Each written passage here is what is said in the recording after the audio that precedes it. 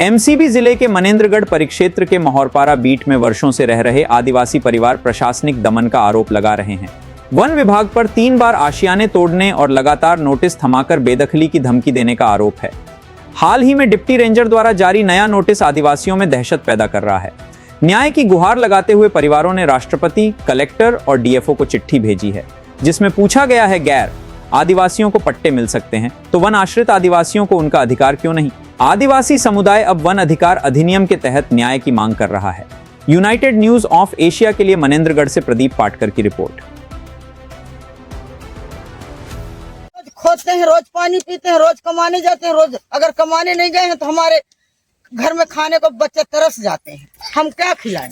देखिए, आज विष्णुदेव साय का सुशासन है, भाजपा सरकार है और ये मनेंद्रगढ़, मेरे पीछे देखिए मनेंद्रगढ़ शहर है। मनेंद्रगढ़ शहर से महज 200 मीटर की दूरी में ये क्षेत्र है जहां बिजली और पानी की बिल्कुल संभावना नहीं है। यहाँ पर यहाँ के आदिवासी, यहाँ 10-12 परिवार आदिवासी रहते हैं और यहाँ पर पानी तक की व्यवस्था नहीं। आप ये इस सरकार में आप किस तरह से देखेंगे? आप इस सरकार को क्या बोलना चाहते हैं? आप अपील करेंगे कुछ सरकार से?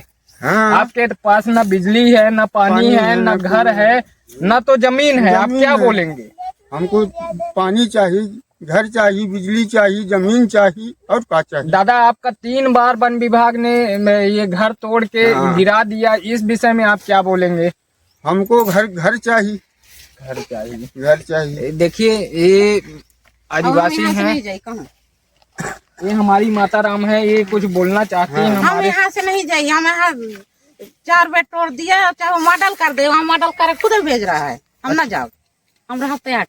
वन विभाग आप लोगों को लगातार हटाने की कोशिश कर रहे हैं। यहाँ पर आप लोगों ने ये शिकायत दर्ज कराई है, ये शिकायत पत्र है माननीय कलेक्टर साहब को और वन मंडल अधिकारी को और साथ में राष्ट्रपति को ये शिकायत दिया गया है, डाक के माध्यम से इसे भेजा गया है। और ये सब इन सभी का अपील है कि इनको मूलभूत सुविधाओं से अवगत कराएं। आज के दौर में इनको मूलभूत सुविधा नहीं मिल रही है, तो ये बड़े आश्चर्य की बात है कि जहां विष्णुदेव साय का सुशासन चल रहा है, जहां हर घर जल नल योजना चल रहा है, हर घर बिजली चल रही है, तो ये 10-12 घर के परिवार क्यों उन मूलभूत सुविधाओं से जूझ रहे हैं? घर कहाँ है यहाँ? लेकिन 17 घर में किसी को नहीं मिलता। आपका राशन कार्ड बना है? हाँ, राशन कार्ड बना है। कहाँ का बना? यही मनेंद्रगढ़ का, वार्ड नंबर 4 का बना। आप राशन लेने जाती हैं? हाँ, जाती हूँ। तो आप तो वैसे भी जब राशन कार्ड आपका बना है तो आप तो स्थायी रूप से मनेंद्रगढ़ के हो गए। तो मनेंद्रगढ़ के जब हो गए तो शासन प्रशासन के द्वारा कई बार ये भूमिहीन लोगों के लिए 2.5 डिसमिल का पट्टा भी वितरण किया गया है। तो भरे हैं, हम इसमें भी फॉर्म भरे हैं। अच्छा। लेकिन कोई सुनाई नहीं हुआ। यहाँ पटवारी आया है, IR आए हैं, सब लिख पढ़ के ले गए हैं, पता नहीं कहाँ करते हैं, वो कागज का कोई वो नहीं है।